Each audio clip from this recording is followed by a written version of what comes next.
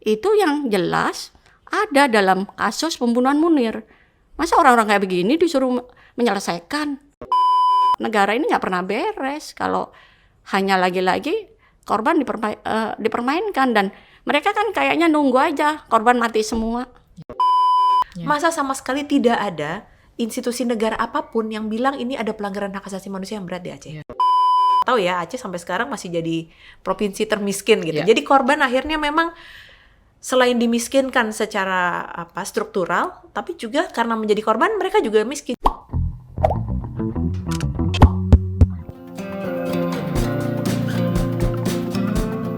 Kesempatan kali ini saya ditemani oleh dua narasumber keren yang luar biasa, dan kontribusinya untuk perdamaian Aceh nggak diragukan lagi.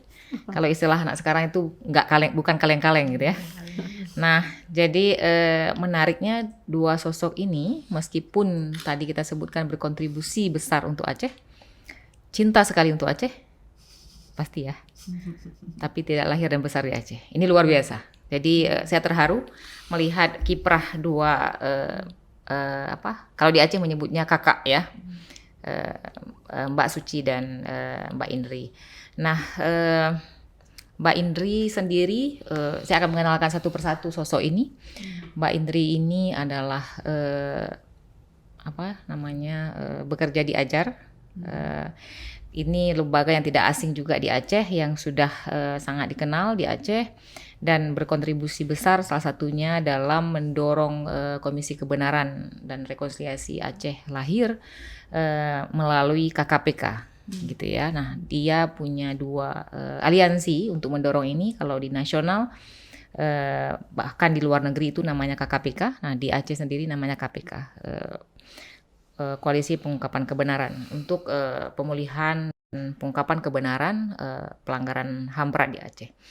Nah, Mbak Suci sendiri, Suciwati, ini bukan sosok yang asing juga bagi Aceh, meskipun interaksinya lebih banyak melalui almarhum Cak Munir, suaminya, dan Mbak Suci ini terus berjuang untuk memastikan keadilan bagi almarhum Cak Munir dan juga bagi korban-korban lainnya dengan agenda Kamisan yang sudah berlangsung di 60 kota di Indonesia. Nah, ini luar biasa sekali, dan inisiasi-inisiasi ini adalah untuk membangun perdamaian, bukan hanya untuk di tempat kelahiran mereka sendiri, tapi juga di Aceh secara khusus dan secara luas global. Nah, saya ingin menyapa dulu Mbak Suci. Apa kabar? Baik. Aceh, kalau Aceh bukan rumah, apa istilahnya ya, bukan datang ya seperti kemarin disebutkan, tapi pulang ke Aceh. Selamat pulang kembali gitu ya.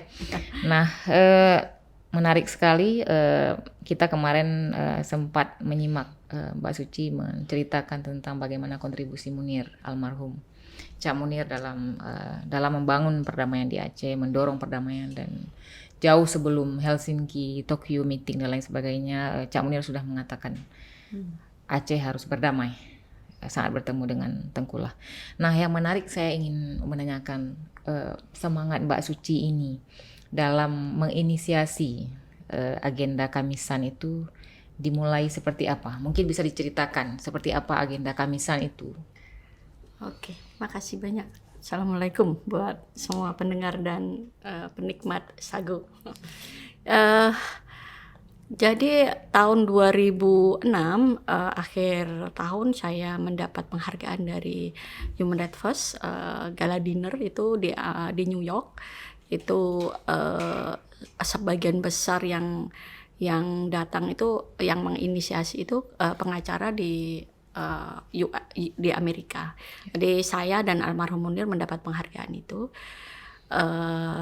Kebetulan itu juga ada salah satu pejuang juga, itu sebuah kelompok itu diawakili namanya Ladies in White. Mereka itu memperjuangkan tapol-napol di Kuba.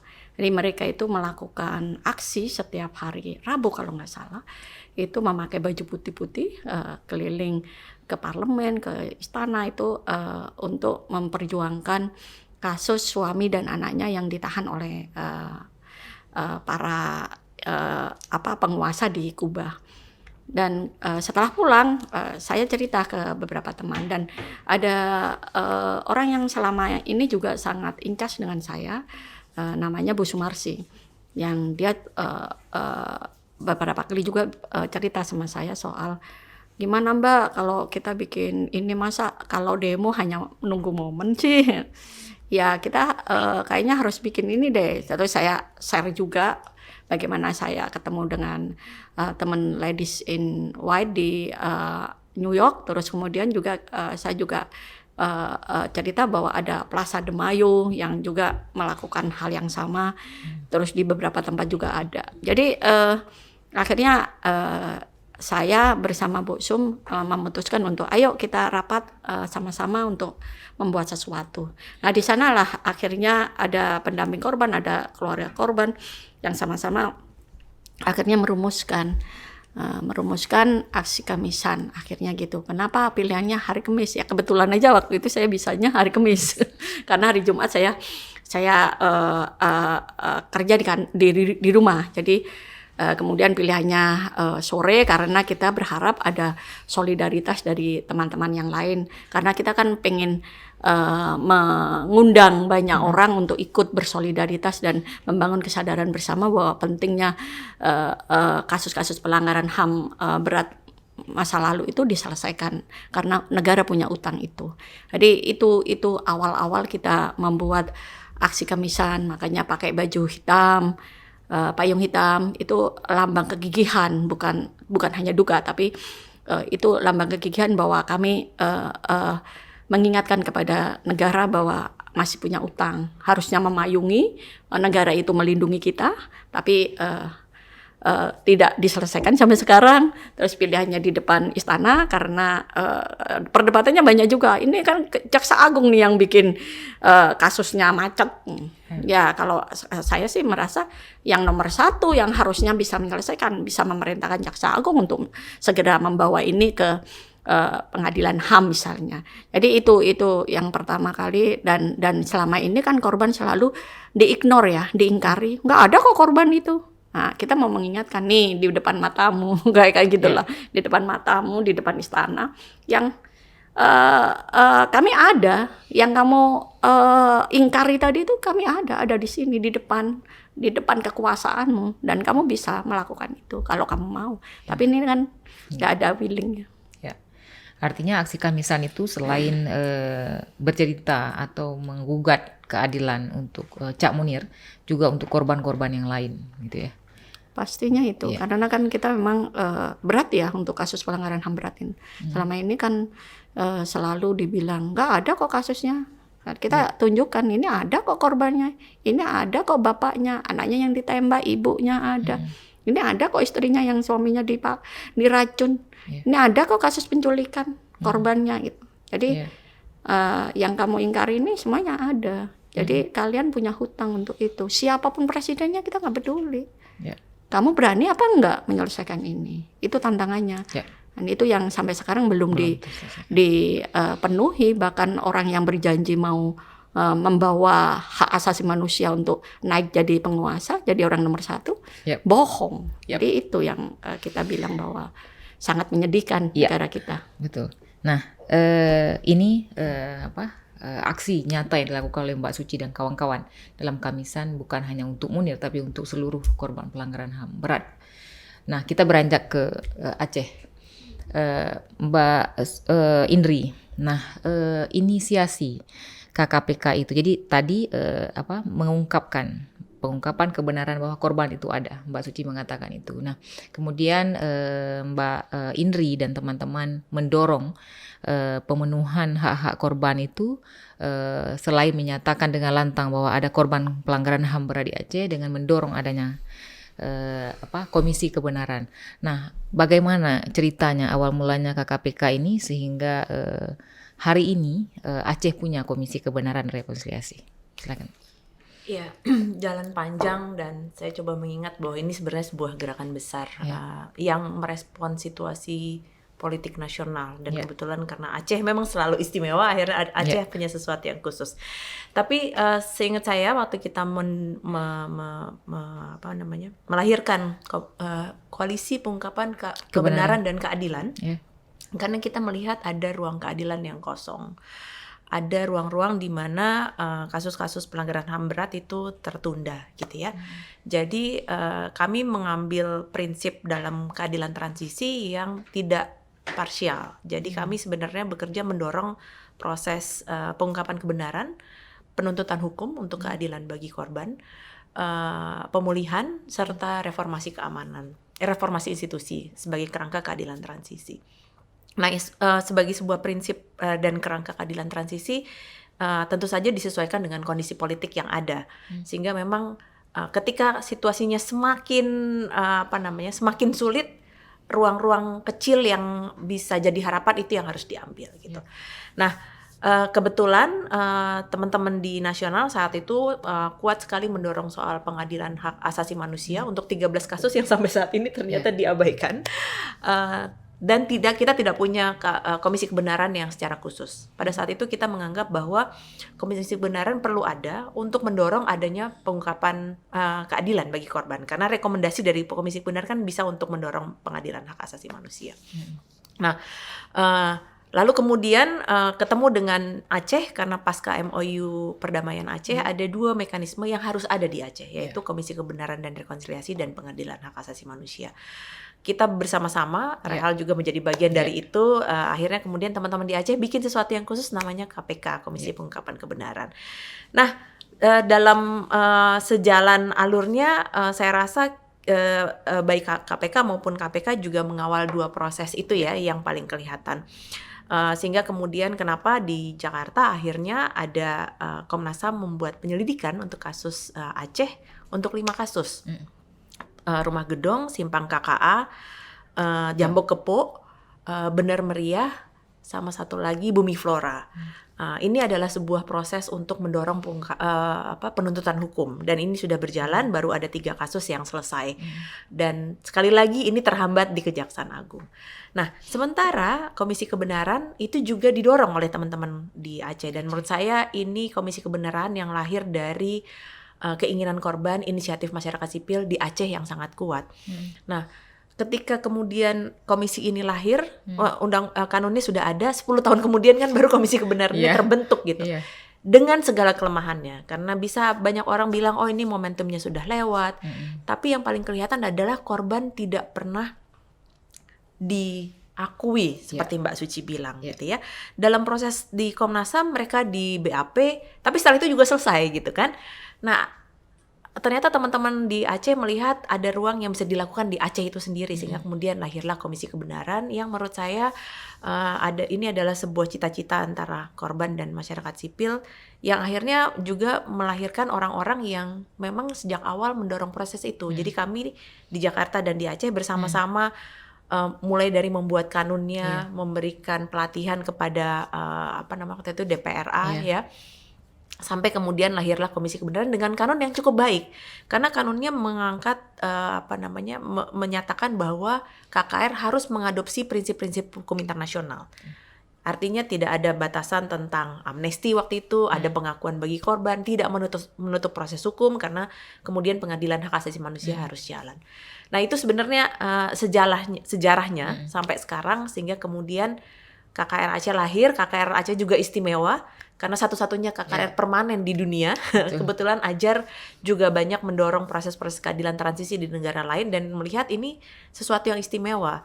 Yang kedua, baik dalam proses penuntutan hukum maupun proses Komisi Kebenaran, dua-duanya bisa memberikan ruang pembelajaran untuk Indonesia. Karena di Aceh ada 5 kasus yang dibawa ke dalam proses hukum. Beda sekali dengan kasus yang lain yang sebenarnya sangat kasuistis ya di Komnas HAM. Kemudian ada Komisi Kebenaran. Jadi menurut saya ini ruangnya kita untuk sama-sama memastikan ada pengakuan buat korban, pemulihan buat korban, baik itu dari proses Komnas HAM maupun proses Komisi Kebenaran. Tapi yang dekat sekarang nih memang di Aceh Komisi Kebenaran nih gitu. Jadi memang bagaimana memastikan ini betul-betul berkontribusi buat korban gitu. Nah, menarik. Artinya ini ada dua hal yang dilakukan ya secara secara kebijakan dan kemudian juga secara actionnya komisinya harus lahir dan kemudian didampingi terus-menerus bahkan sampai sekarang ya, untuk bagaimana agar komisi ini bisa terus berlanjut. Nah, kembali lagi ke Mbak Suci, tantangan terbesar tadi untuk aksi Kamisan itu sendiri apa kira-kira hampir di semua kota-kota yang di Indonesia itu? Tantangan terbesarnya ini korban ada semua, sudah ditunjukkan bahwa kami ada gitu. Nah, kemudian apa tantangan terbesarnya dari negara ini? Iya, tantangannya ada banyak ruang yang selama ini kemudian dijadikan komoditi oleh pemerintah. Jadi mereka kemudian membuat komisi-komisi itu tadi yang saya pikir itu bagian dari peluang untuk menyelesaikan ya. Tapi yang terjadi di lapangan kemudian para korban itu hanya dipakai legitimasi oleh negara bahwa mereka melakukan ini loh, sudah loh melakukan ini. Padahal nggak ada itu. Seperti halnya kayak contoh kasusnya dalam kasus Talang Sari Lampung misalnya. Mereka itu didatengin dan kemudian dikasih reparasi itu. Dan yang lebih mengagetkan kalau kita kan bilang nggak ada urusannya reparasi dengan keadilannya. Tapi yang terjadi di lapangan, kalau kamu sudah terima, ya kamu jangan ngomong soal keadilannya, jangan ngomong soal yudikatifnya, soal pengadilan pengadilan HAM-nya. Jadi itu yang terjadi dan itu yang membuat trauma juga beberapa korban yang akhirnya banyak yang menolak juga. Jadi apa sih sebetulnya agendamu sebetulnya? Apakah karena kamu takut, karena ada korps yang akan diserang, karena mereka kebanyakan yang melakukan kasus-kasus pelanggaran HAM berat ini. Jadi itu yang terjadi hari ini. Dan tantangan yang terbesar lagi juga keluarga korban banyak yang merasa akhirnya ini lagi-lagi hanya janji-janji palsu, kosong. Seperti halnya kasus-kasus di Aceh ya. Saya kemarin juga dengar tuh dari Kak Farida misalnya, yang mendampingi selama ini kasus Gedong ya, rumah Gedong. Di mana itu banyak sekali korbannya, tapi yang di BAP cuma 20. Proses keadilannya apa gitu, di situ. Terus lagi-lagi hanya sampai di situ. Dan itu belum lagi mereka di prosesnya itu buruk. Dan itu hal yang lagi-lagi korban itu selalu dijadikan korban berkali-kali.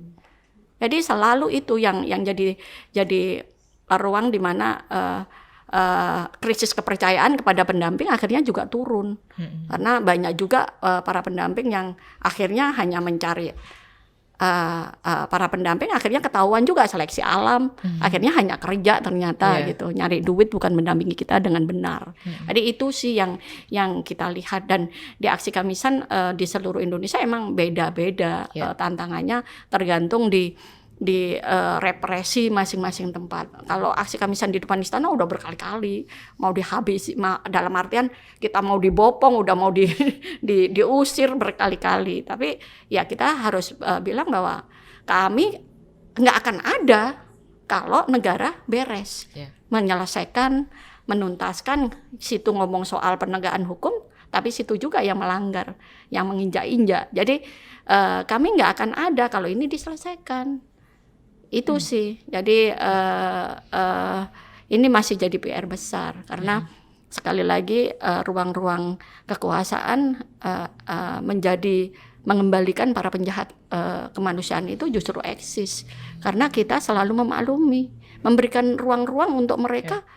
Oke, nggak apa-apa kok, itu kan dulu seperti halnya sekarang komisi yang penyelesaian kasus pelanggaran HAM non-judicial, non-judicial itu kan menjelaskan bagaimana ada loh di situ orang yang namanya As'ad, itu yang jelas ada dalam kasus pembunuhan Munir. Masa orang-orang kayak begini disuruh menyelesaikan? Ya kayak gitu contohnya, salah satunya. Jadi banyak sekali hal yang jadi PR besar, dan ini saling menginjak-injak aja. Value-nya mana sih? Kalau kamu menyelesaikan ya kasih dong orang yang rekam jejaknya bagus. Dan yang betul-betul ini nggak jadi omong kosong lagi, yang dibilang anak muda kaleng-kaleng lagi, Iya. nih, kaleng-kaleng terus Iya. gitu sih. Jadi itu yang membuat kita jadi dengar apa lagi, buat apa lagi. Ini negara ini nggak pernah beres kalau hanya lagi-lagi korban dipermainkan, dan mereka kan kayaknya nunggu aja korban mati semua Iya. biar selesai. Nah itu yang ini menjadi tugas bersama Yep. untuk terus mengingatkan, nggak akan pernah selesai tanpa itu diselesaikan dulu, sejarahnya itu diperbaiki dulu, bahwa ada yang belum selesai yang harus diselesaikan. Kalau enggak ya akan seterusnya akan begitu.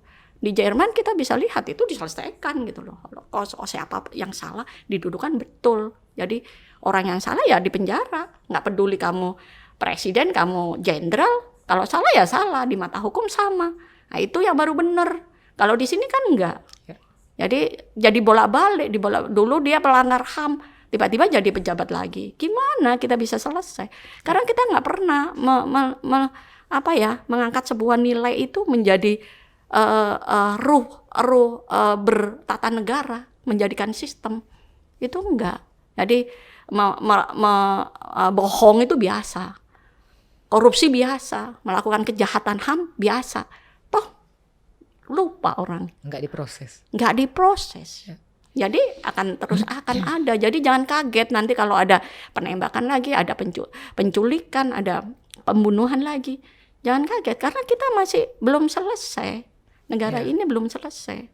Masih utangnya masih belum dibayar gitu loh istilahnya. Iya. Jadi itu sih. Hutang kemanusiaan yang terlalu Ya. banyak dan menumpuk terus ya. Ah. Nah, ini senada dengan Mbak Suci sebutkan tadi.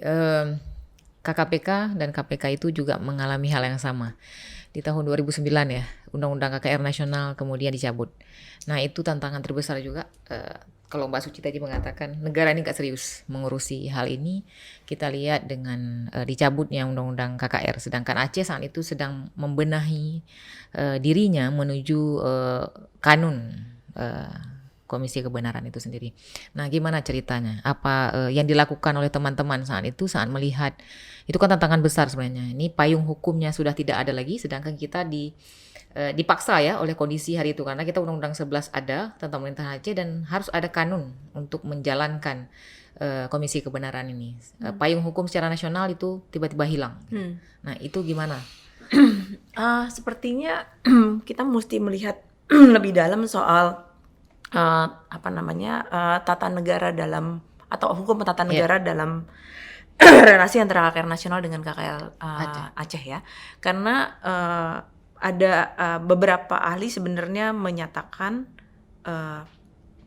KKR di Aceh tidak perlu digantungkan dalam KKR nasional gitu. Pertama karena memang secara hukum itu bisa berlaku, kedua tentu saja karena ada keistimewaan di Aceh. Nah, kenapa dulu KKR nasional itu akhirnya dibatalkan? Itu kan sebenarnya juga karena ada reaksi, ada kami kemudian melakukan judicial review karena KKR yang ada itu tidak mengadopsi prinsip-prinsip hukum internasional. Misalnya pertama, dia mengakui adanya amnesti. Baik proses hukum maupun proses Komisi Kebenaran itu nggak boleh ada amnesti untuk pelaku pelanggaran hak asasi manusia yang berat. Ketika Komisi Kebenaran punya amnesti, dia sudah cacat secara hukum. Yang kedua, di Komisi Kebenaran yang lalu itu posisi pelaku dan korban tidak setara, gitu ya. Jadi sering dibicarakan nih sama teman-teman korban. Kalau saya harus diminta untuk memaafkan, siapa yang harus dimaafkan? Yeah. Karena pelakunya aja nggak jelas siapa gitu. Nah itu juga persoalan lain di Komisi Kebenaran dan Rekonsiliasi yang di tingkatan nasional. Jadi kami merasa waktu itu teman-teman masyarakat sipil ini juga cacat, jadi ini harus diperbaiki. Nah kemudian kami melakukan judicial review, tapi ternyata kemudian dibatalkan secara total.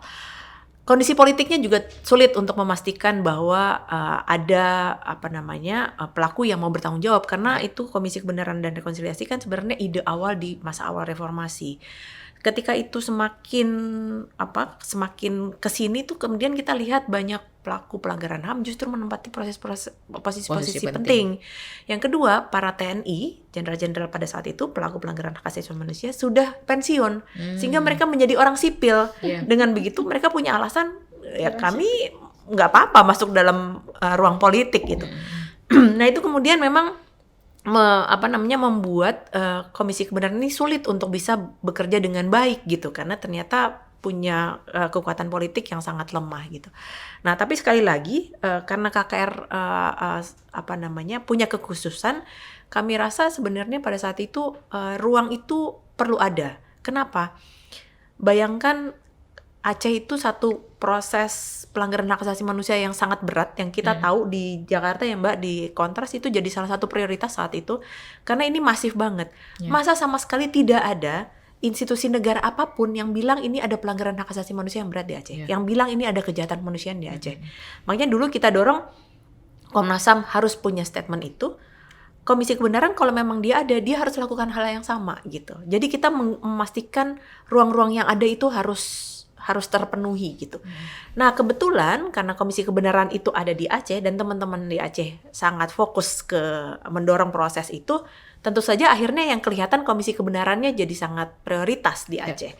Di luar memang ada permintaan langsung dari korban supaya ada, kan korban di Aceh ya kita sama-sama tahu ya, Aceh sampai sekarang masih jadi provinsi termiskin gitu. Jadi korban akhirnya memang selain dimiskinkan secara struktural, tapi juga karena menjadi korban mereka juga miskin. Jadi memang kita harus memahami ada situasi di mana mereka memang kehilangan banyak hal gitu, secara fisik, secara ekonomi, secara psikologis. Nah itu yang kemudian harusnya juga jadi perhatian dari Komisi Kebenaran. Sehingga kemudian ketika Komisi Kebenaran punya mandat untuk melakukan reparasi, kita harus memastikan ini reparasinya didasarkan pada pengungkapan kebenaran. Tidak bisa ada reparasi atau rekonsiliasi kalau tidak ada pengungkapan kebenaran gitu. Sehingga itu sesuatu yang tidak bisa dipilih-pilih gitu loh. Itu ruang yang saling berkelindan semuanya. Komisi Kebenaran harus merekomendasikan adanya pengadilan hak asasi manusia, karena itu adalah satu hak korban yang harus dipenuhi secara komprehensif. Korban nggak cuman kalau saya sudah mendapatkan kebenaran saya nggak boleh pelakunya nggak boleh dihukum, nggak begitu gitu. Ini adalah mekanisme yang harusnya komprehensif, komplementer. Dia tidak bisa menegasikan satu sama lain. Nah kalau sekarang ternyata Komisi Kebenaran sudah mengambil pengambilan pernyataan, lalu kemudian mau merekomendasikan reparasi buat korban, ya penuhi reparasi sesuai dengan martabat korban. Kan sekarang kan kemudian diskusinya korban akan dapat uang bantuan sosial. Itu bukan reparasi, itu asistensi, itu hak warga negara dari negara. Karena negara memang punya punya kewajiban untuk memberikan bantuan sosial kepada orang miskin. Jadi korban ini bukan sekedar orang miskin, tapi dia orang miskin yang menjadi korban. Jadi hak dan martabatnya beda sama orang miskin biasa. Pengakuan itu menurut saya yang jauh lebih penting, sehingga ketika negara mau melakukan apapun ya, pemulihan, reparasi dan lain-lain, dia mendasarkan diri pada pengakuan martabat korban. Kalau itu dipenuhi, dia artinya mengakui bahwa memang ada korban pelanggaran hak asasi manusia. Kalau sekarang termasuk PPHAM ya, kelihatannya mau bagi-bagi aja. Oh ini saya punya uang 10 juta, ada 20 orang, ya udah 10 juta bagi 20. Itu kan nggak berdasarkan kebutuhan korban ya. Meskipun ada banyak hal, kita sekarang mengalami juga banyak korban yang butuh kebutuhan mendesak. Jadi hubungin LSM ini, tolong bantu ini, tolong bantu ini. Itu juga nyata ada gitu. Betul. Tapi bagaimana kemudian kita membuat kebijakan, mendorong kebijakan di Aceh yang bisa lebih komprehensif, dan kebetulan Aceh punya ruang itu. Meskipun sepanjang yang saya tahu, pemerintah Aceh selalu bilang, oh ini Aceh karena sesuatu yang baru, nggak ada nomenklatur dan lain-lain, sehingga punya banyak benturan. Nah itulah mungkin peran masyarakat sipil untuk mendorong kebijakan yang lebih komprehensif untuk itu. Jadi masih kerja panjang. Masih jauh kayaknya gitu. Mbak Suci udah ketawa. Jadi saya mau kembali ke Mbak Suci. Cerita Kamisan dan kalau istilah Cak Mulia itu bekerja bagi kebenaran dan keadilan.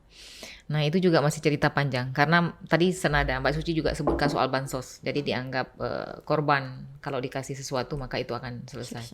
Nah itu seperti apa?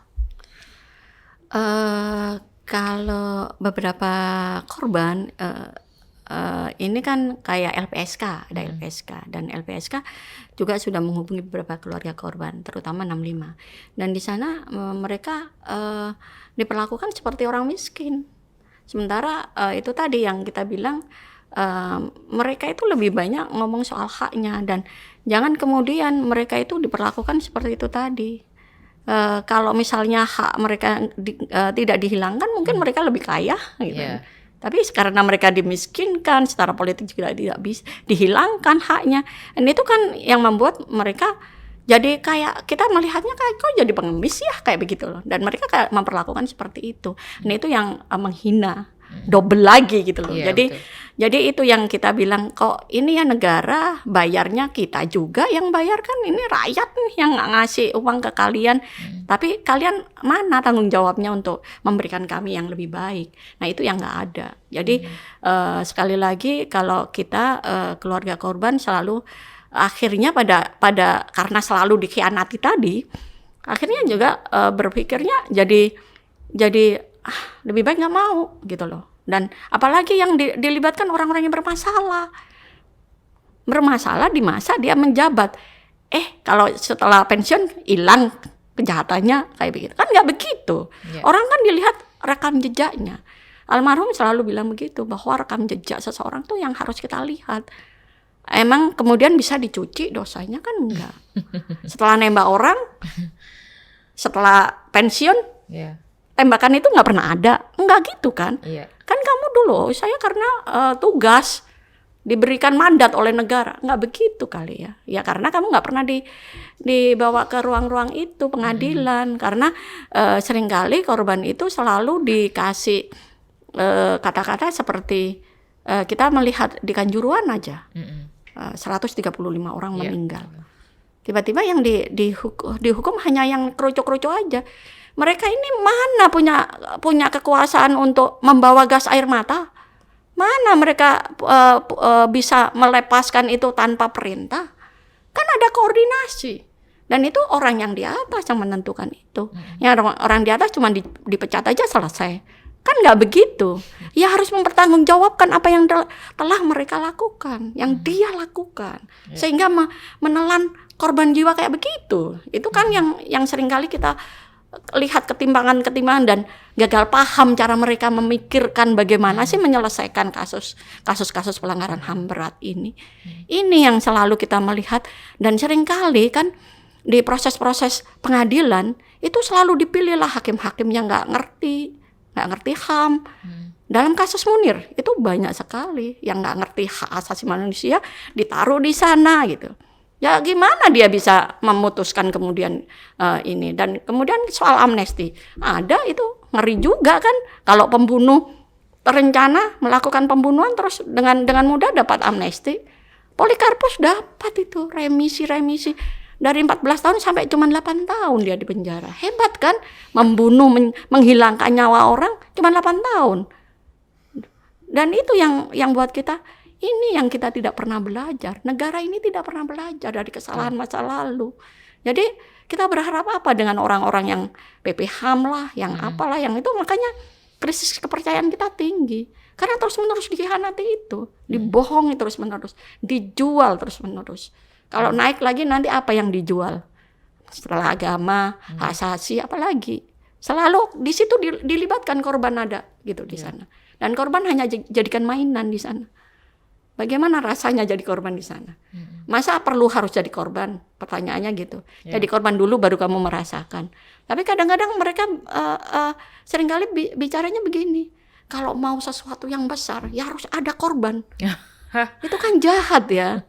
Aku pikir itu loh yang aku pikir kita ini kayaknya harus banyak belajar nih soal hak asasi manusia. Masih jauh dari kata yang namanya mengerti gitu. Jadi itu yang jadi PR bersama untuk sama-sama ayo kita menyuarakan. Jadi jangan tinggalkan korban sendiri. Jadi hari ini kan seperti dalam diskusi kemarin kan banyak sekali anak-anak nggak ngerti soal kasus pelanggaran HAM itu apa. Dan mereka nggak paham juga soal, baik-baik saja kok hari ini saya. Kan kayak begitu. Nggak tahu kalau dulu bagaimana ngerinya kita untuk bicara aja kita ditangkap. Mau ngomong bikin TikTok. Nggak ada itu. Makanya itu yang kita bilang perjuangan panjang ini, masih panjang. Jadi masyarakat kita selalu dimabukkan. Mau jualan pakai agama, jualan pakai apa ya yang gampang aja deh, kasih aja isu-isu yang ecek-ecek kayak begitu. Jadi yang apalah artis yang dipakai lah, apalah. Itu banyak cara untuk membuat kita jadi lupa tujuan kita. Harus apa sih kita, ngapain lagi sih kita ke depan gitu. Jadi kadang-kadang ya memang kita tersengal-sengal untuk mengajak orang untuk ayo sama-sama, berat katanya gitu. Padahal buat saya sih ini soal pilihan. Jadi yang selalu kami bilang dulu ya, ini jalan sunyi, yang ini bagian dari yang kalau kita mau hidup ini apa sih? Resiko tertinggi orang hidup apa? Mati. Kamu berguna apa kagak? Sama-sama mati. Jadi buat saya Munir contoh konkret dari orang yang selama ini dia mempunyai jabatan tinggi dalam kemanusiaan, dan dia hidup untuk itu dan kemudian mati untuk itu. Jadi buat saya bukan karena dia suami saya, tapi saya hormatnya kepada dia karena apa yang telah dia lakukan, rekam jejaknya luar biasa. Buat saya sih itu. Ya, Aceh punya cerita itu juga tentang Munir gitu ya. Jadi sampai ada masjid masjid di Betung, itu namanya Masjid Munir.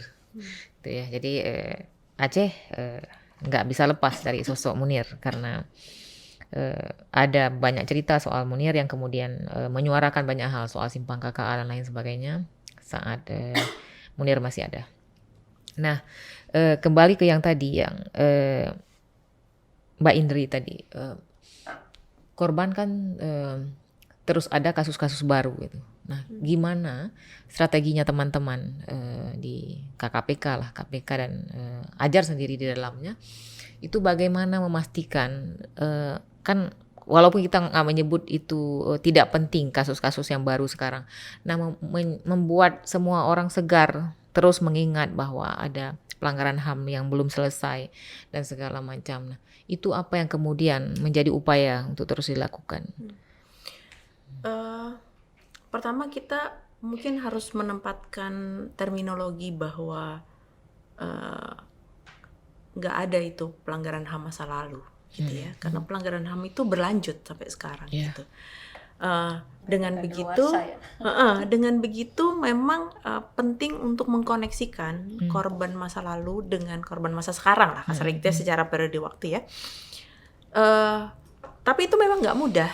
Kenapa? Karena korban yang terjadi di masa lalu punya dinamikanya sendiri, punya pergulatannya sendiri, punya krisis kepercayaan yang jauh lebih berat, punya trauma yang tidak pernah terpenuhi. Lalu berhadapan dengan korban yang saat ini ada, sehingga kemudian ruang-ruang itu tidak mudah. Banyak upaya yang dilakukan. Menurut saya aksi Kamisan salah satunya. Aksi Kamisan itu meskipun diisi banyak dari korban-korban yang dulu menginisiasi terlibat, tapi dalam seluruh aksinya dia sangat kontekstual. Dia menyuarakan apa yang terjadi saat ini gitu.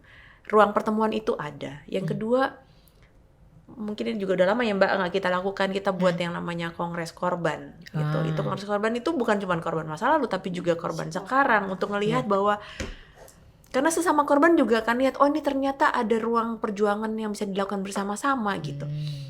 Nah, tapi kemudian juga memastikan sebenarnya semua pembelajaran cerita dari korban itu diangkat untuk dijadikan ruang pembelajaran bagi ruang pembelajaran perjuangan untuk korban yang sekarang. Nah, mesti diakui teman-teman masyarakat sipil sekarang semakin melemah gitu ya untuk mencoba mendampingi secara terus-menerus korban. Bahkan korban yang lama pun mungkin sudah banyak ditinggal gitu. Jadi itu mungkin kritik juga kepada kita, tapi juga kita sebenarnya punya beban yang lain untuk bisa memastikan perubahan kebijakan. Misalnya kalau kita bilang bahwa kita harus punya pengadilan hak asasi manusia, pengadilan HAM ya. Sampai sekarang kan kita cuma punya 3. 13 lainnya nggak bisa jalan dengan berbagai macam alasan gitu. Ya, dengan berbagai macam alasan. Nah, dengan begitu ternyata kita harus masuk ke dalam ruang pembenahan sistem hukum itu sendiri. Jangan kemudian nanti tiba-tiba, oh ya ada pengadilan HAM, tapi ternyata tadi Mbak Suci bilang, hakimnya nggak ngerti HAM, kita nggak punya hukum acara pengadilan hak asasi manusia, misalnya gitu. Itu di dalam konteks pengadilan HAM. Di dalam konteks Komisi Kebenaran nyata banget sekarang kita punya banyak PR yang ternyata kebijakannya sesederhana bahwa yang harus melakukan rekomendasi institusi sendiri di dalam pemerintahan Aceh, dan ternyata itu nggak ada gitu, nomenklaturnya nggak ada. Jadi advokasinya kayaknya memang harus sangat targeted, kecil, tapi harus dibangun strategi gitu ya. Nah itu juga menurut saya ruang kosong di kita ya, konsolidasi untuk memastikan ruang jangka panjangnya mau seperti apa, karena kita akhirnya terjebak dengan hari-harian responsif kasus, karena kita juga berhadapan dengan sesuatu yang nggak baik kan gitu. Nah mungkin itu kritik yang harus dilakukan, yang harus direfleksikan, dan kemudian kita mesti melakukan sesuatu secara bersama-sama, karena buat sebuah perjuangan itu nggak mudah. Tapi juga sebenarnya akhir-akhir ini ada banyak analisis yang kemudian melihat, dan ini sebenarnya juga banyak di dalam konteks keadilan transisi di banyak negara, bahwa ternyata ruang masyarakat sipil itu jauh lebih dinamis, jauh lebih bisa responsif dibandingkan negara. Tentu saja tanggung jawab itu ada di negara, tapi ternyata masyarakat sipil tuh nggak diam gitu loh. Ada banyak upaya yang dilakukan. Aksi Kamisan kan contoh. Itu kan bukan sesuatu yang jamak gitu. Sampai udah berapa tahun ya Mbak? 2006. 700. Kemarin 760. Iya. Wow. 760. Aksi Dan Kamisan. akhirnya sampai 2019 punya ada ruang konsolidasi dari berapa 20 kota ya Mbak ya? 60-an kota. 60-an kota. Jadi itu sebenarnya ruang lain yang sangat yang nggak dibayangkan gitu. Tapi kalau kita nggak diam kan nggak mungkin gitu. Negara juga nggak bakal nengok. Negara nggak akan tiba-tiba bikin PPH kalau kita nggak teriak-teriak kasarnya gitu kan. Meskipun itu institusi juga dipertanyakan gitu. Tapi Gak jelas. Tapi intinya adalah ternyata banyak ruang lain yang bisa dilakukan oleh masyarakat sipil. Di Aceh akhirnya teman-teman masyarakat sipil yang bikin Tugu Rumah Gedong. Dan mau nggak mau Tugu itu Ketua KKR datang, Komnas HAM datang, Bupati datang, dan mereka mengakui bahwa itu ada peristiwanya, dan itu semacam penegur bahwa mereka harus melakukan sesuatu gitu. Jadi kayaknya memang kata hati punya peran banyak nih untuk membangun pembelajaran itu. Jadi kita bisa sama-sama membuat sesuatu yang baru dan lebih mendorong pengakuan buat korban. Persoalannya kan negaranya nggak peduli. Makanya akhirnya kita harus mengakui Sistemnya bahwa yang kita lakukan itu ternyata punya dampak yang lain buat korban gitu, meskipun mungkin bukan dalam kerangka sangat ideal seperti tanggung jawab negara gitu. Betul. Tapi akhirnya harus begitu gitu. Kalau KKP kan waktu itu pernah buat namanya dengar kesaksian alternatif ya. Jadi masyarakat sipil bikin semacam dengar kesaksian, dan itu ternyata kan membuka ruang gimana korban bisa bicara ternyata secara terbuka. Jadi mungkin ruang-ruang itu yang mereplikasi apa yang dilakukan oleh negara, tapi bisa lebih mudah dilakukan gitu. Urgen reparasi KKR Aceh 245 dari tahun 2019 katanya urgen reparasi, sampai sekarang belum keluar. Kalau kita yang lakukan atau dilakukan lewat kerjasama dengan yang lain, mungkin itu jauh lebih cepat gitu kan. Jadi gitu. Negara ini harus dikasih contoh berarti. Harus terus dikasih contoh. Tapi baru kasihan juga ya orang-orang yang jadi ini ya komisionernya ya. Dua-dua kena tampar-tampar di korban juga kan betul. akhirnya gitu. Karena kan nggak jelas juga kerjaannya, nggak bisa direalisasi karena akhirnya kayak janji-janji lagi gitu loh. Betul. Karena secara sistem birokrasi mereka juga nggak dikasih. Jadi ini sistemnya yang aku pikir harus diperbaiki benar. Nah, mungkin belajar dari aksi Kamisan tadi itu, capaian-capaian yang sudah didapat dari aksi Kamisan itu mungkin, Pak. Mungkin itu bisa menjadi pembelajaran juga untuk konteks teman-teman di sini. Yang pasti kan ada banyak ruang-ruang yang sudah direbut ya, dalam artian teman-teman semakin untuk generasi muda itu mereka kemudian ikut mendengarkan dan ikut kemudian berpartisipasi di beberapa kota-kota yang lain, dan itu kebanyakan anak-anak muda. Bahkan di depan istana itu sendiri itu yang ikut mengelola dan ikut berpartisipasi itu kebanyakan anak muda. Jadi itu yang saya pikir salah satu hal yang buat kami para orang-orang tua nih ya. Bahkan ada anak SMA datang ke situ ikut Kamisan, akhirnya diskors sama sekolahnya. Kemudian kita diprotes lah semuanya, teman-teman yang ikut di Kamisan, dan akhirnya juga kemudian ini anak mudanya progresif ya.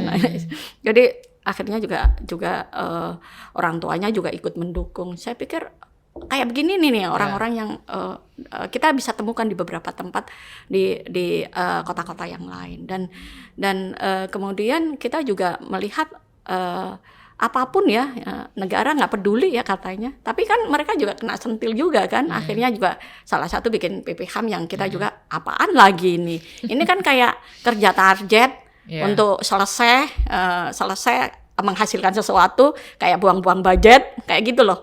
Ya, jadi ini kan lagi-lagi ini bukan nilai yang mereka kejar, tapi bagaimana cara memenuhi bahwa punya catatan kita sudah pernah melakukan loh, kayak dalam kasus Munir, udah yang penting ada yang dipenjara kayak gitu loh.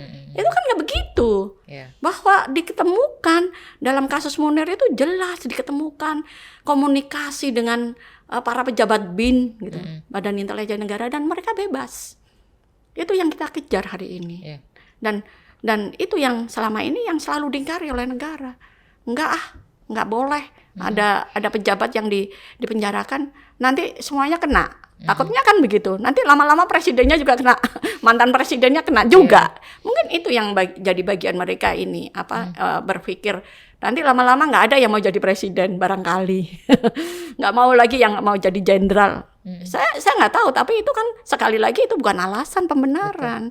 Bahwa ada sebuah kesalahan yang katamu bicara bahwa namanya hukum itu siapapun bisa kena. Nah ini kenapa tidak? Kenapa tajam ke bawah, tumpul ke atas, dan itu terus menerus diproduksi gitu. Jadi itu yang kita bilang, wah ini kadang menyedihkan banget ya. Saya sih selalu berpikir bahwa kasihan ya anak-anak saya, kenapa saya harus melahirkan kalau udah begitu, kalau kemudian memberikan masa depan yang buruk pada mereka. Jadi kan jadi apatis, jadi pesimis gitu kan. Tapi kan apakah kita harus diam begitu kan? Enggak. Dan dalam ruang-ruang itulah yang Aksi Kamisan isi. Bagaimana strategi lagi untuk mengingatkan, merawat ingatan itu. Apalagi sih yang harus kita omongin. Dan Aksi Kamisan terus mengajak anak-anak muda untuk bersama-sama. Apalagi nih yang kita, dan surat-surat Aksi Kamisan yang dikirim ke presiden itu udah banyak, dan semuanya terkait dengan penyelesaian kasus pelanggaran HAM. Jadi itu yang harusnya diselesaikan, dan itu kan mana ada surat kita dibalas, nggak ada, cuman balasan yang formalitas bahwa saya sudah menerima. Itu kan ngeri banget ya, serem saya pikir. Itu loh nilai yang saya pikir hari ini kita nggak punya pemimpin, yang kita punya penguasa. Bagaimana cara menguasai, mendiamkan masyarakat kita dan memberikan kepuasan-kepuasan kecil yang kita pikir itu salah menafsirkan juga. Kalau kita lihat mereka itu menafsirkan sesuai dengan apa yang mereka pikirkan, tanpa bagaimana sih mereka harusnya menyelesaikan kasus pelanggaran HAM ini kan paling nggak mendengar pendamping dan keluarga korban. Apa sih yang tepat untuk kalian? Kalau kita dorong untuk ini menjadi pengadilan HAM, bisa saja sih KKPK itu berjalan paralel misalnya. Satu reparasi, satunya juga didorong untuk pengadilan HAM-nya kan bisa. Dua-duanya bisa. Itu soal kemauan. Kamu mau nggak melakukan itu? Atau terlalu takut?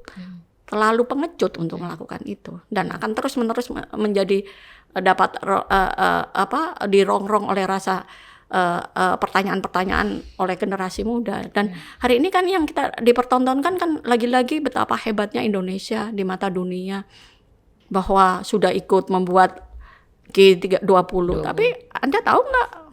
Ya itu yang selalu jadi PR yang kita, bagaimana mereka menjara tanah rakyat untuk membuat tambang, merusak lingkungan, dan bagaimana mereka juga memperlakukan buruh.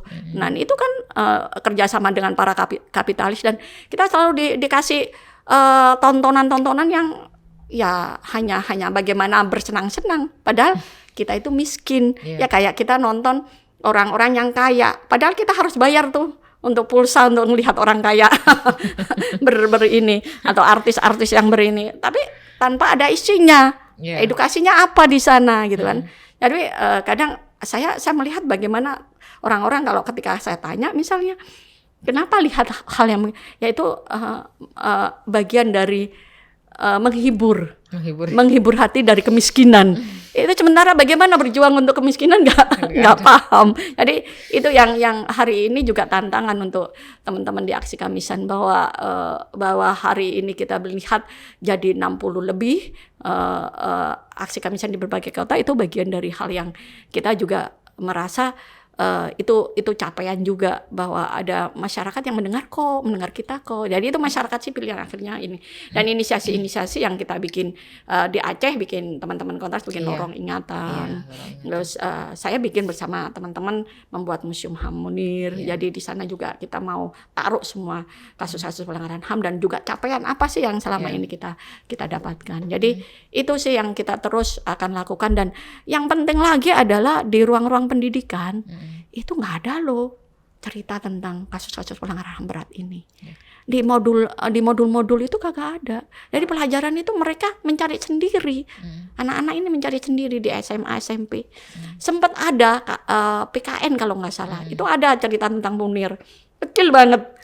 Tapi yang lain nggak ada. Jadi itu yang saya pikir ini harus kita berharap dulu kemarin, waduh ada menteri muda progresif mungkin, tapi ternyata enggak. Jadi itu lagi yang selalu kita lihat, ya ini bagian dari teman-teman masyarakat sipil yang kemudian akhirnya berinisiasi bikin suplemen modul-modul HAM yang kita juga akhirnya kerjasama dengan sekolah-sekolah tertentu yang terbuka juga kepala sekolahnya. Jadi independensi yang itu yang harus kita dorong.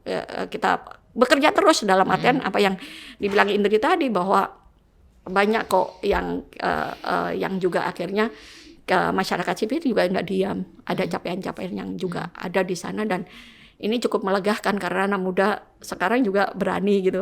Kemarin kita Omnibus gitu, kita melihat bagaimana anak-anak STM, anak SMA, ya ampun, kita nggak nyangka itu, ya ampun mereka paham nggak sih? Jadi itu yang kita, tapi ya itu lagi negara sangat represif dan sekali lagi tidak mau mendengarkan rakyatnya, mau mendengarkan kelompoknya saja. Itu yang buat saya masih menyedihkan, masih juga mengerikan. Semoga tidak jatuh dalam kelam, itu aja. Ya, walaupun sekarang lagi kelam. Mbak Indri, ini cerita ke depan, yang cerita panjang itu. Nah, harapan terbesar sebenarnya saat berinteraksi dengan korban-korban, Mbak Suci tadi juga jelaskan seperti apa kondisi korban misalnya, dan ini kan suara-suara bukan suara-suara dari atas, tapi suara-suara dari korban, dan kemudian bekerja dengan masyarakat sipil misalnya, dan dengan Aksi Kamisan dan lain sebagainya. Nah, di Aceh sendiri itu kan juga terus berlangsung dari dari mendorong kelembagaan, KKR, kebijakan, menyiapkan instrumen kelembagaan dan itu sekaligus ya beriringan dilakukan dengan penguatan korban, yang kemudian korban juga saya pikir juga akan ada pada satu titik jenuh, apa ini, kami akan kemana gitu, kok ceritanya kalau Mbak Suci sudah 18 tahun gitu kan. Nah, Aceh juga seperti itu gitu. Perjanjian damai itu 2005, tapi kemudian hari ini juga ceritanya kayak melodrama gitu kan, bersambung terus, nggak tahu kapan endingnya gitu. Nah, itu seperti apa upaya-upaya mengatasi kejenuhan? Saya pikir hari ini kan sudah mulai ya kita juga harus jujur bahwa kita sudah pada titik itu, di satu titik bahwa ini korban terus pada posisi, misalnya tadi teman-teman sudah mendorong misalnya ada skemanya, kemudian ada ruangnya, tapi kemudian ini kok kayak membentur tembok terus gitu kan. Kita malah dihadapkan pada bansos dan lain sebagainya. Nah, korban ini kan dia bukan hanya sekedar angka, dia berwujud, dia manusia, dan ada beberapa yang kemudian sudah diambil pernyataan tapi kemudian sudah meninggal gitu kan. Nah, itu seperti apa? Kan penantiannya panjang terus nih. Penantian panjang, ada orang yang sudah diambil pernyataannya tapi kemudian sudah meninggal, bagaimana segala macam, panjang sekali. Nah, itu seperti apa itu strateginya saat ini mengawal hal yang seperti itu? Sebenarnya sama dengan konteks sebuah masa keadilan transisi di negara lain ya, itu bukan waktu yang pendek memang, dia butuh waktu yang panjang. Tapi memang kita harus mengisi ruang itu gitu kan. Kita juga nambah nih usianya gitu ya. Kemarin kebetulan ketika ke PD, saya sempat ada kesempatan juga ngobrol dengan korban, dan ternyata memang dari beberapa pendokumentasian dilakukan Ajar dengan Pasca, itu tampak bahwa perlu ada yang namanya intergenerational dialogue antar generasi gitu ya. Banyak cerita tentang anak yang nggak tahu apa yang sebenarnya terjadi dengan ibunya gitu. Dan ketika kemudian teman-teman Pasca melakukan upaya pendokumentasian yang lebih partisipatif, muncullah itu. Tapi itu kan nggak cukup gitu. Karena betul tadi yang disampaikan, ini korban makin lama sakit, meninggal, mungkin nggak akan dapat keadilan sekarang, tapi kan itu nggak bisa berhenti gitu. Siapa yang harus melakukan itu? Anak-anaknya, dan mungkin dia punya sensitivitas yang lain. Nah, kita harus masuk di ruang itu. Paling tidak memberikan pengetahuan, karena kadang-kadang sesuatu yang tabu dalam keluarga nggak mudah untuk disampaikan. Menceritakan bahwa saya pernah diperkosa pada masa konflik, untuk disampaikan sama anaknya aja mungkin berat gitu. Jadi ada ruang yang harus dibuka, itu yang saya bilang pengungkapan kebenaran, meskipun versinya sangat kecil-kecil gitu. Nah, kita punya peran di situ. Bagaimana caranya? Sekarang kan semua selalu bilang ya, wah anak muda penting gini-gini. Nah, coba dipastikan bahwa kita masuk di ruang yang sangat spesifik di Aceh. Buat saya yang buat orang luar ya, Aceh itu kan saya percaya masing-masing orang di Aceh ini pasti punya relasi sama konflik. Mereka adalah korban semua gitu loh. Meskipun nggak dibunuh, nggak disiksa, tapi mereka ngalamin tuh yang namanya pembatasan waktu apa gitu. Nah, saya ngebayangin orang yang sama punya perasaan seperti itu harusnya punya solidaritas yang tinggi gitu. Nah, nggak ngerti juga sih sebenarnya Rehal kenapa kemudian itu nggak muncul ya gitu ya, atau merasa bahwa ya saya juga korban. Sehingga kerja-kerja untuk mendorong pengadilan HAM untuk kasus-kasus di Aceh, termasuk mendorong Komisi Kebenaran, itu sebenarnya harus jadi kekuatan bersama gitu. Nah, tampaknya itu kan masih di lingkaran masyarakat sipil ya, karena ternyata pemerintahnya punya agenda yang lain gitu. Nah, bagaimana itu kemudian bisa dipastikan gitu. Pasti jalannya juga nggak mudah, tapi satu saya pikir berdasarkan engagement dengan teman-teman muda gitu ya, dan itu ruang yang paling mungkin. Dan membuat tadi Mbak Suci juga bilang soal sejarah, soal kebenaran, soal pengungkapan kebenaran apa yang sebenarnya terjadi. KKR di luar dari yang namanya reparasi nanti dikasih korban berapa individual, dia punya yang namanya reparasi komprehensif. Artinya apa? Dia punya mandat untuk meluruskan sejarah di Aceh dari cerita para korban ini. Dari 5.000 orang ini bisa nggak dibangun sebuah kerangka cerita bahwa pada masa konflik yang jadi korban nggak cuman orang-orang GAM, nggak cuman kombatan gitu, tapi lebih banyak masyarakat sipil yang jadi korban. Bisa nggak itu kemudian jadi sebuah pelurusan sejarah? Bisa nggak kemudian membuat ruang edukasi lewat Museum Perdamaian misalnya, karena itu kemudian lahir dari perdamaian Aceh gitu. Kita teman-teman Aceh punya Museum Perdamaian, tapi kan masih seremonial apa yang terjadi pada masa perdamaian. Tapi perdamaian itu kan lahir dari ribuan dari darah-darah yang kita nggak bisa korban lah gitu. Nah, bagaimana kemudian itu bisa diadopsi jadi sebuah pembelajaran untuk tidak mengulang di masa akan datang gitu. Berharap dari negara mungkin berat, berharap dari Komisi Kebenaran dengan seluruh kelemahannya ini mungkin berat, tapi masyarakat sipil saya rasa harus mendorong ke arah sana. Kita punya kekuatan yang lain, kita punya expertise, kita punya pengalaman, dan itu mungkin yang harus disampaikan ke pemerintah. Saya percaya itu juga nggak mudah ya, ngomong sama negara kan tambeng ya. Tapi di luar kita tetap berjalan, itu tetap harus ada gitu. Jangan juga kita larut, oh ya udah kita aja gitu kan. Kayaknya itu juga akhirnya memutus ruang tanggung jawab. Bahasa Mbak Indri ini mengatakan bahwa ayo kita kerjakan ini gitu. Begitu keluar ruangan ini langsung panjang ceritanya. Kemarin contoh di waktu launching bukunya Cak Munir kan, orang mendengarkan ceritanya Bang Oto, Bang Iqbal, anak-anak muda itu aja kayak baru ini loh ceritanya gitu.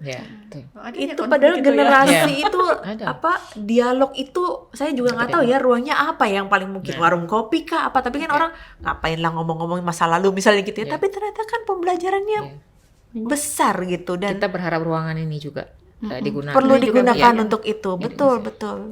saya rasa akan lahir banyak inspirasi lah dari diskusi-diskusi atau dialog-dialog Iya. itu ya. Saya pikir juga ada kok banyak kayak seniman-seniman itu. Kayak kemarin kan kita bisa lihat itu anaknya nggak ngerti loh yang bikin Si si Fuadi. Irfan, Iya. Irfan Oh, juga, Irfan juga. Irfan Fuadi itu bikin hikayat kayak gitu kan si Fuadi. Kalau yang si Irfan itu gambar Munir, Marsina sama Wiji Tukul. Di Aku ditanya sama Espana. sama Nana, Nana nanya, kamu tahu nggak siapa mereka? Saya ini aja pengen gagah-gagahan aja.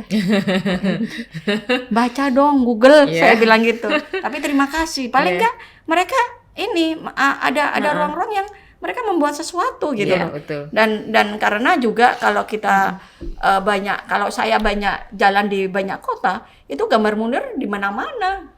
Banyak sekali gambar-gambar Munir itu di sablon-sablon. Bahkan kemarin ketemu Arifah juga dia bikin ini ya gambar si Munir dipakai di beberapa tempat. Dan menurutku ini mengingatkan juga, itu bagian cara mengingatkan. Kalau Arifah emang tahu cerita tentang Ca. Jadi itu yang saya pikir inisiasi-inisiasi, bahkan kayak Kolil dengan ERK-nya membuat Efek rumah kaca. efek rumah kaca Betul. dengan lagu di udara, itu kan mengingatkan. Iya. Jadi kemudian Fajar Merah dengan lagu bapaknya, dengan puisi-puisi bapaknya dia bikin lagu. Begitu Saya pikir keren. Apa saja bapaknya si Wiji Tukul itu kan ya, saya pikir Fajar Merah oke juga untuk membuat itu. Dan itu ada Yap Saputi kemarin bikin benih. Dan Museum Munir juga membuat ini menjadi lebih membumi dengan mengajak kami pernah membuat debat HAM dengan anak-anak SMA. Nah, itu bagian dari cara mereka untuk mengenalkan lebih banyak soal kedekatan dengan korban ini. Sebetulnya kami pernah membuat suplemen ya, sebetulnya kayak kita mau bilang modul ya. Itu kita berharap itu nanti di sekolah-sekolah itu bisa mengundang korban untuk Ya, datang. betul. Dan itu yang membuat empati, membuat karena audiovisual itu kan lebih lekat ya Iya. dalam pembelajaran daripada hanya membaca terus diceritain gitu aja kan kadang-kadang nggak ngeh. Tapi saya pikir dengan ini loh ada betul dan itu akan lebih bagus. Dan saya melihat ada budaya Aceh yang saya pikir keren kemarin hikayat. itu dengan hikayat itu bagian dari yang bisa tutur tinular tadi. Bagaimana ada sebuah kejahatan kemanusiaan yang belum pernah diselesaikan oleh negara. strategi itu ya. Strategi. Kadang-kadang kan kalau LSM kan kita harus keluar dari itu. Bacaan teman-teman seniman, bacaan artis gitu. Dan Kita pernah loh membuat mengundang stand up komedi ngomong HAM. Kan seru kan itu kan gitu-begitu. Jadi itu bagian inisiasi-inisiasi yang harus terus didorong. Ya, ini menarik kalau kita cerita terus, tapi kita dibatasi oleh waktu, karena apa namanya, pesan Ca itu terus bekerja, gitu ya, bagi kebenaran dan keadilan. Nah, saya pikir ruang ini menjadi salah satu ruang untuk kita mendiskusikan apa kemudian agenda-agenda kerja itu. Nah, sebelum ini kita akhiri sesi hari ini, saya pikir masih banyak sesi ke depan. Saya ingin statement ini dari Mbak Suci dan Mbak Indri. Apa kemudian harapan atau apa yang kemudian bisa sama-sama kita lakukan bersinergi, karena tadi aksi Kamisan, kemudian apa yang dilakukan oleh KKPK, nah semuanya itu kan berada di titik-titik dan lorong-lorong waktu masing-masing, tapi semuanya tujuannya sama, itu mencari keadilan dan pemulihan dan pemenuhan hak-hak korban sebenarnya. Nah, saya teringat satu yang kemarin diungkapkan oleh Bang Iqbal bahwa Cak Munir itu sudah melakukan banyak pengungkapan kebenaran, Aceh, ya. mewujudkan keadilan untuk Aceh misalnya. Di beberapa kasus itu selalu disuarakan oleh Cak Munir, tapi kemudian Cak Munir sendiri sampai sekarang 18 tahun belum mendapatkan keadilan.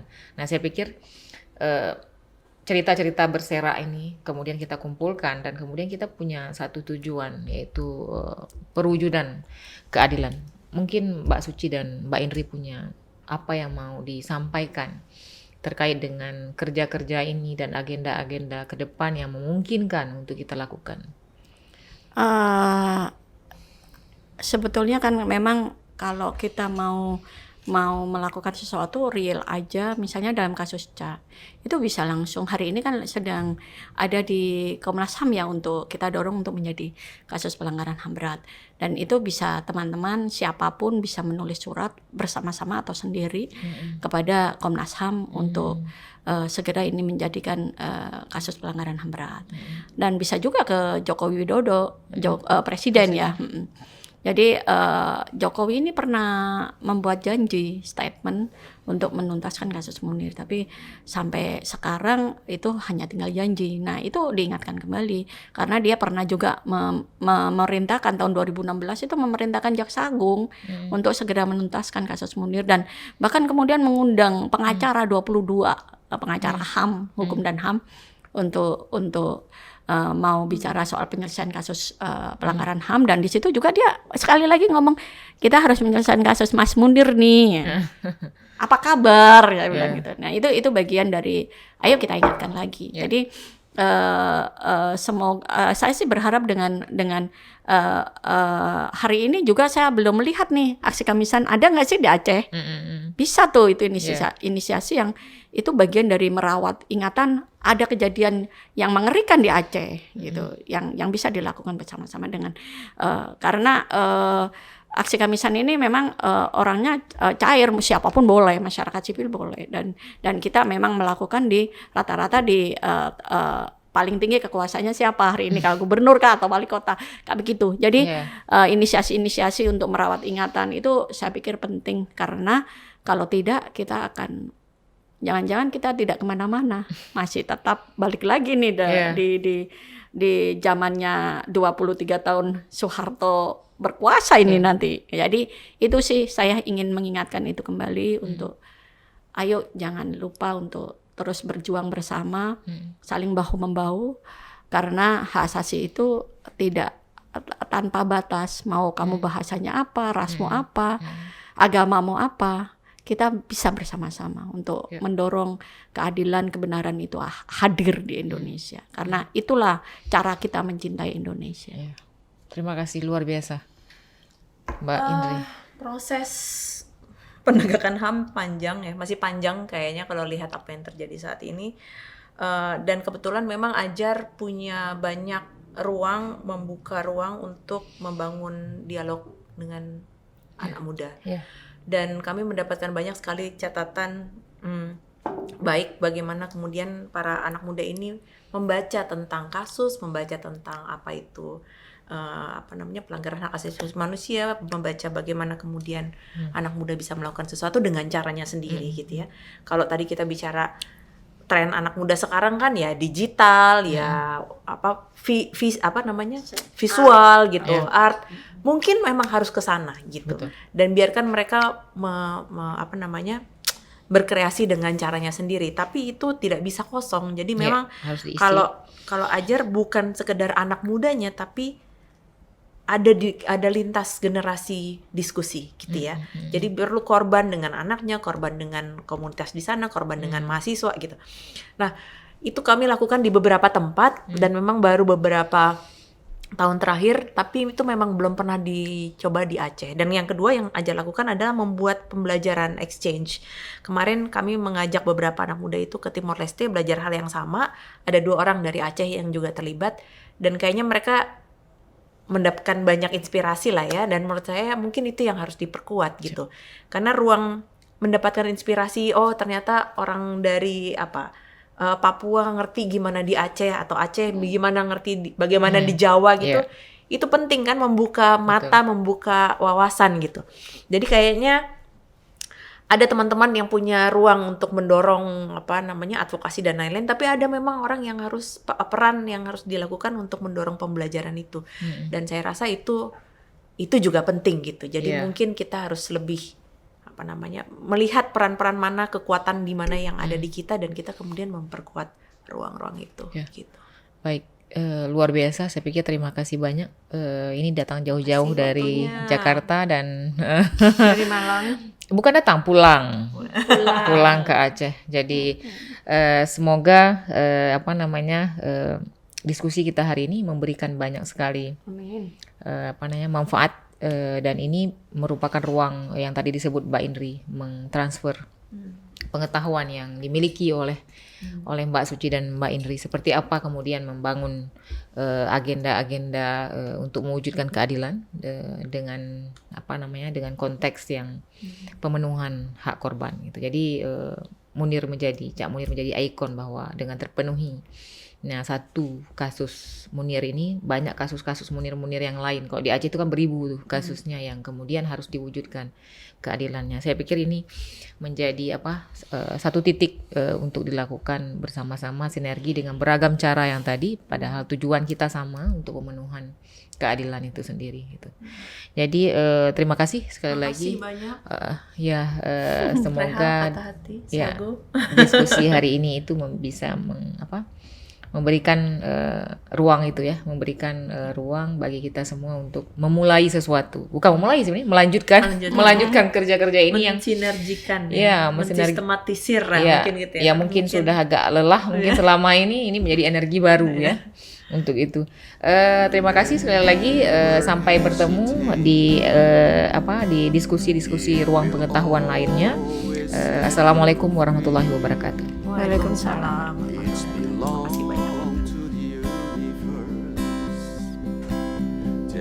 Jika video ini bermanfaat untuk Anda, silakan subscribe, like, dan nyalakan loncengnya. In time of sorrow, when everybody falls into the sadness, love will reveal for those who hunger for the love and care.